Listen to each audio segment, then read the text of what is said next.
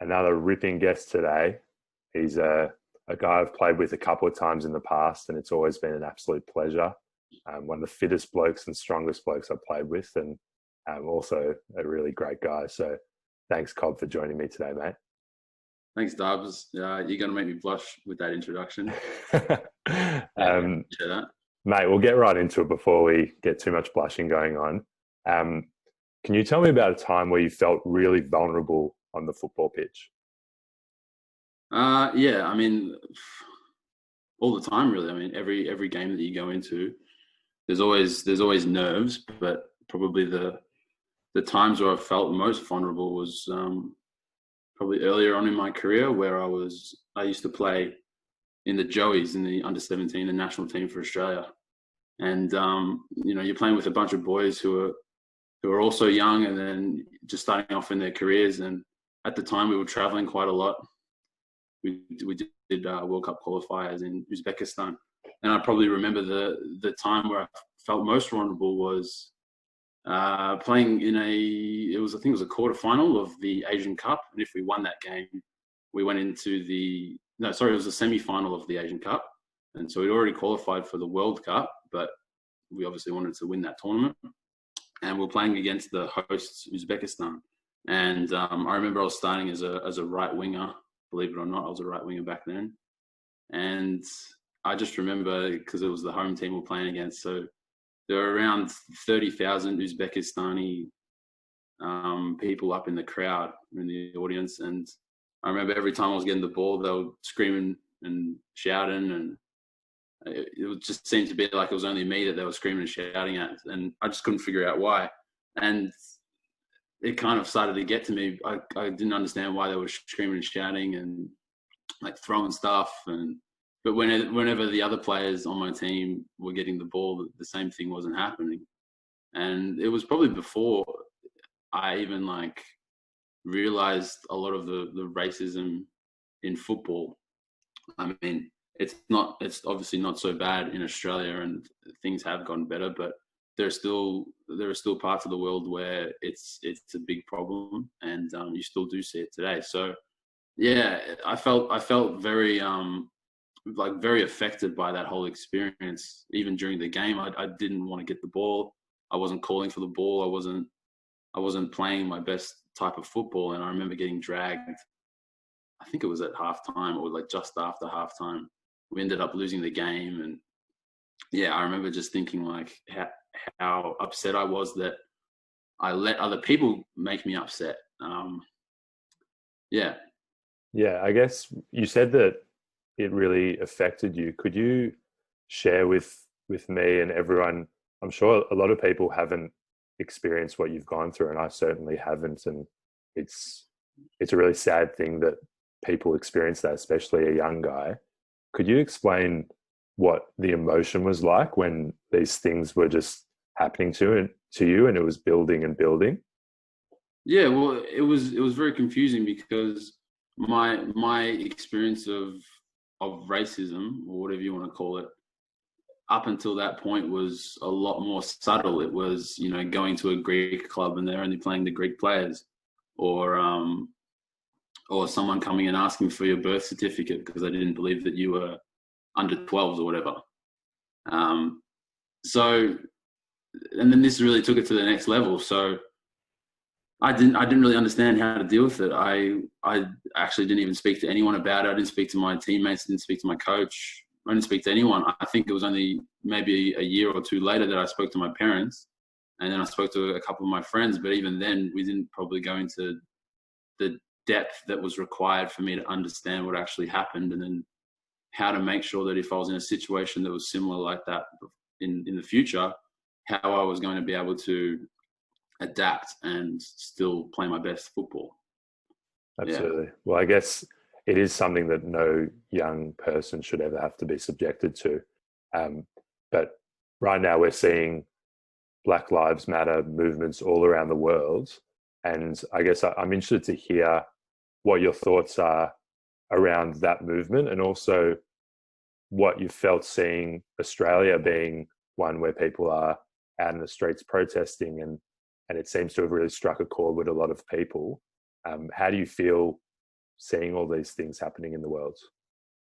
Well, I think it's very sad that we haven't come to a solution yet as a Black community, integrating and being a part of the wider community, and then also the general acceptance of Black people and the stereotypes that go on behind that. So I think that the I mean, it's very like loaded kind of topic and question, but I think the whole Black Lives Matter movement, it's so it's very fragmented. There are many different motivations, I would say, and I think that all in all, it's a great movement because it brings awareness to these types of topics.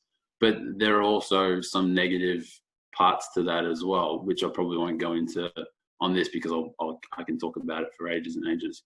But I think the main thing that I would hope comes out of this whole movement is the ability for more people to realize that Black people have intelligence, they have the ability to be educated, they have the ability to make informed decisions and support the community and be a positive influence on the community. Because I think a lot of the stereotypes that perpetuate, not just in places like Uzbekistan, like I said before, but all around the world, including in Australia, for some people, is that there's perhaps a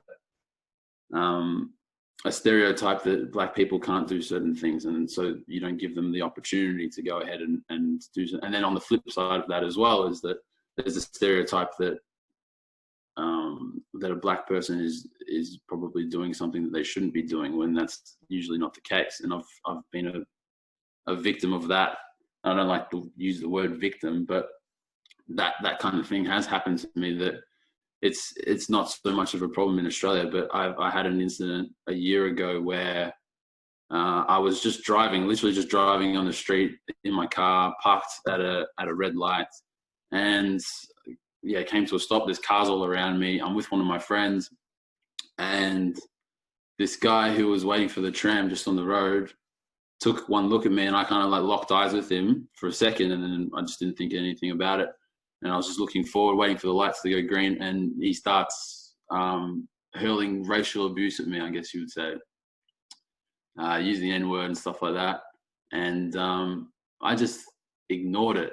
So, but at the time I was like, well, what am I going to do? Am I going to get out and try and bash this guy, or am I going to, because it was very confusing. I literally didn't do anything except for just quickly look at him for 1 second, and that was his response.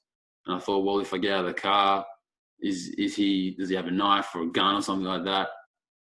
And so I just got out of the car, and so I just sat in the car, and yeah, he came over and tried to open the door and like kicked on the car door and stuff. And yeah, that kind of stuff that happens, you know. It's confusing when it happens, because you don't know, well, what's the right reaction to take in that particular situation. Like, should you get out of your car and try to bash this guy and tell him, you know, you shouldn't be saying that kind of stuff, or should you just leave it because you think that you're above it and you don't need to speak to people like that? So, and I think that probably this is what you're doing here, where you're opening up these conversations, and maybe it's not a conversation right now, but you're opening up conversations to be had between men and making it okay for men to have these types of conversations where they can discuss, okay, well, in that situation, what was the right reaction to have? You know, I'm lucky that I've got friends that I can discuss this type of stuff with. And I think that in our society, we probably need more of that. We don't have those types of forums. You know, we don't have Boy Scouts groups, or, you know, we don't necessarily have initiation with family, or some people don't have the ability to speak to their parents or family members about these types of situations. So I think that opening up those channels of communication is super important. Absolutely. And the things you listed before about intelligence and those sorts of things, you are that in spades, and it's really brave of you to come on here and talk about these things, because I can only imagine that it's not easy to speak about. but you are actually, in doing this, doing a really courageous thing by showing people that, look, this is a guy from the Black community he's brilliant in so many ways, and having a conversation that, is really, it's just so valuable for people to hear. And it's really valuable for me to hear, because I'm obviously Caucasian and have a lot of privileges that come with that. And it's important for me to hear that things like that happen to people like you and others in the world. But I guess I've got a question around the football community. Is there anything that you would hope that a conversation like this would change in that football community around racism, or around any other topics like that, where people feel like they don't belong or a bit uncomfortable in that space? Yeah, well, I think that the topic of racism, of course, it's a difficult one to have, but I think it's one worth discussing. And then also discussing with multiple different people as well is always good, to get different perspectives and get different examples and experiences and ideas. And that's really the way that you learn. But yeah, I think probably the other thing is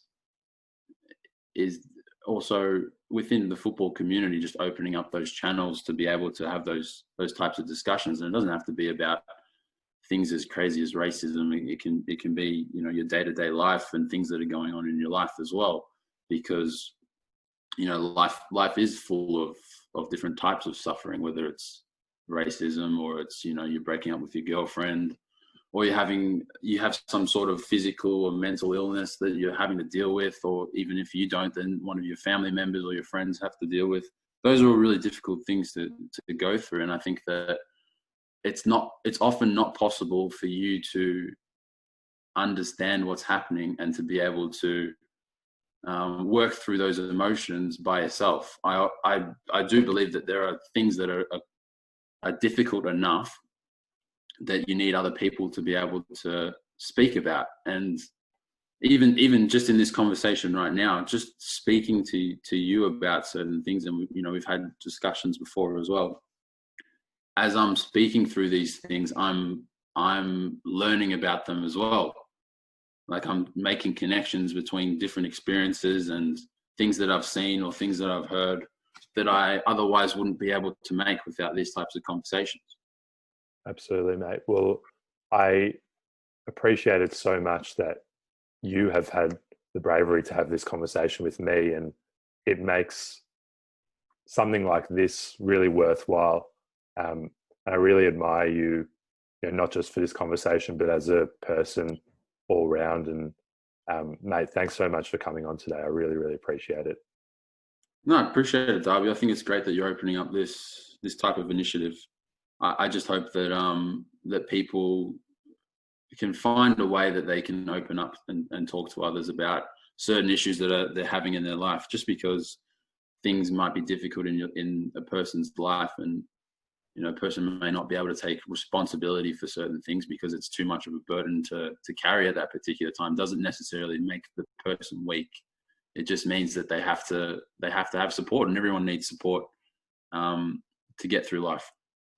Absolutely. Well said, Cobb. Thanks for coming. No problem. Thank you. Cheers.